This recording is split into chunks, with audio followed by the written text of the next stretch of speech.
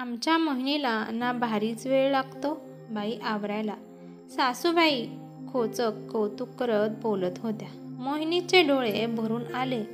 नवीनच लग्न झालेलं, त्यात साडीची सवय नाही, त्यामुळे थोडा जास्तच वेळ लागत होता तिला. तिलाही ते कळत होते, पण सवय होईपर्यंत सर्वांनी समजून घ्यावं एवढीच माफक अपेक्षा होती तिची. त्यात साडी नवीन असेल तर नेहमी साडी घालणाऱ्या बायकांनाही नेहमीपेक्षा जास्त वेळ लागतोच की. सासूबाईंना एवढी काय घाई झाली आहे माझ्या साडी नेसण्याची? पण जाऊ दे, ह्यांना काय बोलणार, असा सर्व विचार करत मोहिनीने स्वतःला सावरले. सासूबाई मात्र स्वतःचाच हेका पुरा करायला बघत होत्या. मोहिनीने तिथून काढता पाय घेतला आणि तिच्या वयाच्या सुना असलेल्या ग्रुपमध्ये येऊन बसली. ती नवीन, त्यामुळे तिची चुलत जाऊ सर्वांशी ओळख करून देत होती. साऱ्या जणी तिच्याकडे पाहत होत्या. कोणाला साडी आवडली तर कोणाला सेट. सर्वजण कौतुक करतायत हे पाहिल्यावर सासूबाईंना कौतुक वाटायच्या ऐवजी राग येत होता. हे बघून मोहिनी खूप कोड्यात पडली. पण नवीन नातं, त्यामुळे शांत राहणे पसंत केले तिने. काही दिवसांनी बघते तर काय, प्रत्येक गोष्टीत सासूबाई नाक खुपसू लागल्या. बाहेर जाताना ती आवरायला गेली की बाहेरून नुसता आरडाओरडा. तिची खूप चिडचिड व्हायची, पण तरीही ती स्वतःला शांत करत होती. प्रत्येक पहिला सण तिला खूप हौशीने साजरा करायचा असे, पण सासूबाईंना कसली हौसच नाही. एवढी मेहंदी काढू नको, असे कपडे घालू नको, गळ्यात केवढे मोठे घातलेस, कानात एवढे मोठे कशाला, कमरपट्टा कशाला, नथ कशाला. तिला त्यांच्या या टोकण्याचा खूपच कंटाळा आला होता. साडी किंवा ड्रेस घेताना सुद्धा हा कलर नको, ही डिझाईन नको, या अशा सासूच्या वागण्याला तर मोहिनी ही फारच कंटाळली होती. तिच्या नणंदचे शिक्षण नुकतेच पूर्ण झाले. तिच्यासाठी वर संशोधन चालू केले तेव्हा तिला बघायला आलेल्या पाहुणे मंडळीसमोर सासूबाई लेकीचं कौतुक करत होत्या. हल्लीच्या मुलींना सवय नसते, त्यामुळे वेळ लागतो आवरायला. त्यात त्यांना नटायला मुरडायला भारी आवडते. अहो, हेच तर वय असते ना. सासूबाईंचे हे बोलणे ऐकून मोहिनी बघतच बसली. पण घरात पाहुणे, त्यात आत्ते सासूबाई आल्या होत्या, त्यामुळे तिने शांत राहणं पसंत केलं.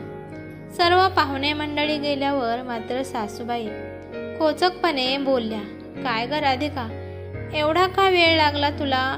तुझ्या वहिनीची सवय घेऊ नको बाई. तुम्हाला सांगते वंस, असे सासूबाई बोलताच मोहिनी गप्प बसली नाही. नेहमी तुम्ही मला का बोलता? आज राधिकाला उशीर लागला तर तिची बाजू सावरायचा प्रयत्न करत होतात का? तर ती तुमची मुलगी आहे म्हणून आणि मी सून म्हणून मला बोलता. पण मी सुद्धा ह्या हल्लीच्या जमान्यातीलच आहे. मी काय लग्नाआधी रोज साडी नेसत नव्हते. मलाही ह्या सर्व गोष्टींची सवय नव्हती आणि मला काय माझ्या आईने जुन्या साड्या दिल्या नव्हत्या. मी सुद्धा नवीन कोऱ्या साड्या घेऊनच आले होते. पण तुम्ही मला कधी निर्या व्यवस्थित करायला मदत केली नाही की साधी पिन लावायला मदत केली नाही. स्वतःचे स्वतः करायला मला वेळ लागत गेला आणि प्रत्येकाला तुम्ही किती खोचकपणे सांगताना ते मला माहिती आहे. पण प्रत्येक गोष्टीत मी तुमचे ऐकणार नाही. मला जे आवडते ते मी करणारच. आणि हो, नटणे मुरडणे ह्या वयातच करतात असे तुम्हीच आत्ता म्हणालात. माझेही वय फार काही झाले नाही, त्यामुळे मला आवडते ते मी सर्व करणार, दागिने घालणार. मोहिनी तिथून गेल्यावर आत्याबाईंकडे पाहत सासूबाई हात फलकवत म्हणाल्या, हे असेच आहे बाई, हल्लीच्या ह्या मुली. तेवढ्यात आत्याने मोठ्याने बोलल्या, वहिनी अहो बस आता. तुमचा सुरुवातीचा काळ देखील असाच होता की? तरी एक बरं, तुम्हाला नटण्या मुरडण्याची आवड नव्हती, नाहीतर त्या गोष्टींसाठी अजून 1 तास गेला असता आणि एकच हशा पिकला. सासूबाई रागाने आतल्या खोलीत जाणार तोच आत्याबाई म्हणाल्या, अहो वहिनी, रागावू नका, पण माझ्या आईने केली किंवा फार पूर्वीपासून अनेक सासू करत आल्यात तीच चूक तुम्ही करताय, म्हणून जुना विषय काढला मी. काही वेळापूर्वी तुम्ही राधिकाला पाठीशी घातलेच, तसेच मोहिनीला घालून बघा. सासूबाईंना त्यांची चूक समजली. आत्तापर्यंत खूप वेळा मी तिचं मन दुखवलंय, असे म्हणत त्या आत गेला. स्वतःला घेतलेली पैठणी तिला देत म्हणाल्या, राधिकाच्या लग्नात हीच पैठणी घाल आणि हो माझी सून, मला नखशिंकात नटलेली हवी बरं का. कशी उठून दिसले पाहिजे अशी सजून तयार हो. तुझी सगळी हौस पूर्ण करू आपण. सासूबाईंचे हे बोलणे ऐकताच मोहिनीला खूप आनंद झाला. मोहिनीला काय झालं ते नक्की कळत नव्हतं, परंतु झालं ते खूप चांगलं झालं.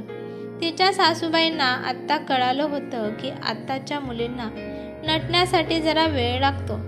जशी आपली मुलगी असते तशी ती देखील कोणाची तरी मुलगीच आहे ना, आणि आपण आपल्या मुलासाठी एक चांगली मुलगी शोधत असतो, आणि ती देखील मला मोहिनीच्या रूपात भेटली आहे. मोहिनीला आपल्या सासूबाईंचे असे बोलणे ऐकून तिचा आनंद तर गगनातच मावेनासा झाला, आणि आत्या सासूबाई तिच्या चेहऱ्यावरील आनंद पाहून त्या खूप खुश झाल्या. मोहिनीने देखील त्यांची माफी मागितली आणि आत्या सासूबाईंचे आभार मानले. ही कथा तुम्हाला कशी वाटली ते मला कमेंट करून नक्की सांगा. कथा आवडली असेल तर लाईक शेअर नक्की करा, आणि चॅनलवरती नवीन असाल तर चॅनलला सबस्क्राईब करायला विसरू नका. धन्यवाद.